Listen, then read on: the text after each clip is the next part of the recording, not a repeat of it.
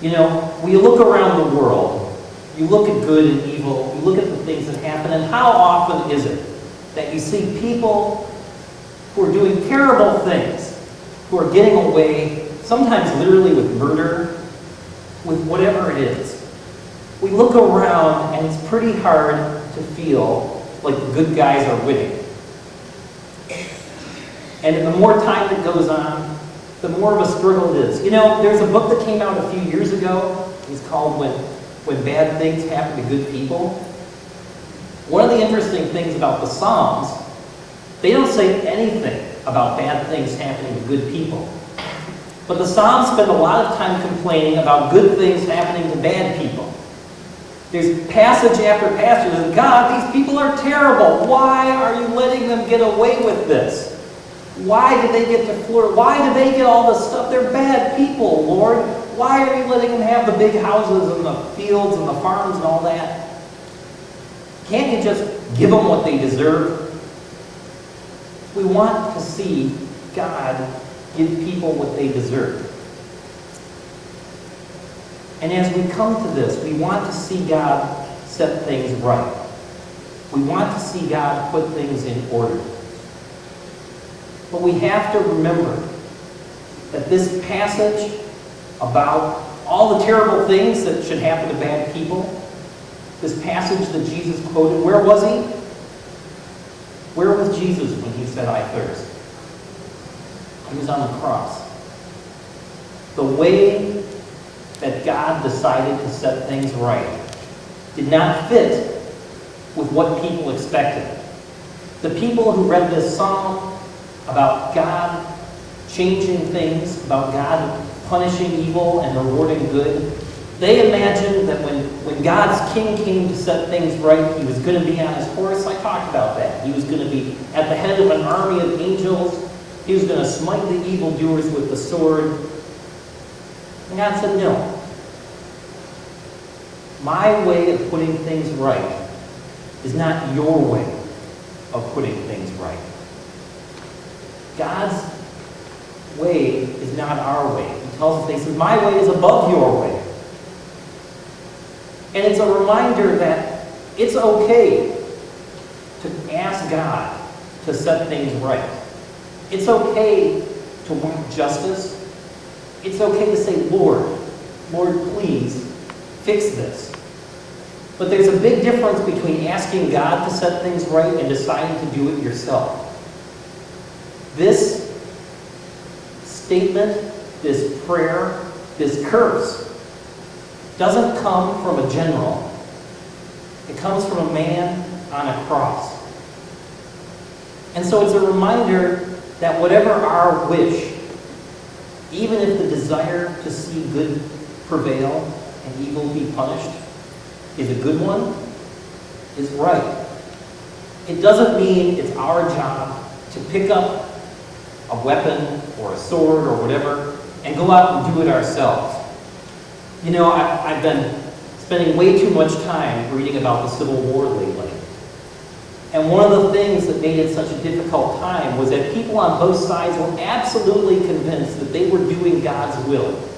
That God had said the other guy is evil and you are good, and they believed it was their job to set it right. And it didn't work out all that well. It's easy to move from saying, God, will you put things right, to saying, okay, God, I'm going to do it myself. The fact that Jesus says this on the cross tells us that's not how to go about it. And so as we come to this passage, as we come to understand what it means, yes, it's okay to wish for good things to happen to good people and bad things to happen to bad people. But Jesus' whole life is a reminder that as true as that is, and Jesus' whole teaching is a reminder that it's not so easy to know who the good people are and the bad people are. And Jesus makes it real clear, before you start wishing all this stuff on bad people, make sure you're not one of them. Jesus even goes so far as to say you actually are one of them, admit it. We all are. And so the danger of this is remembering or failing to remember that struggle to have good prevail and bad wither away needs to begin with us. We each have good in us. We each have evil in us. And when we turn on this struggle, when we take on this battle against evil, Jesus tells us very clearly, start here. Don't look for the evil in other people. Look for the things that you need to do and see what happens. And Jesus, through his own life, where he did at times stand up to people, he did take on some of the leaders of his community. But the leaders he took on were always the people who thought they were good. That was the one thing. The few times when Jesus really gets angry at someone and calls them out, he's calling out the people who don't understand that they need to be looking at themselves. And yet, even through his life, even through his witness, it was through his death and resurrection, this bizarre way of fixing things that makes no sense at all. That's how Jesus won the victory over evil. Not by going out and doing battle, but by giving everything he had. And so our challenge is to be willing to acknowledge that there is a battle, but to fight it the way Jesus fought it. Not by going out and attacking everybody around us, but by taking on the challenge in our own hearts.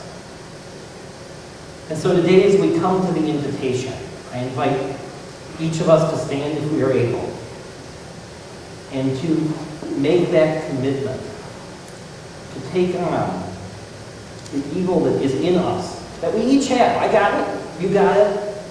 It's not something that we need to deny, and to renew our struggle against it, and to have the boldness to know that through Jesus, our struggle against evil is already won. So let's stand together now and sing our invitation hymn, Turn Your Eyes Upon Jesus.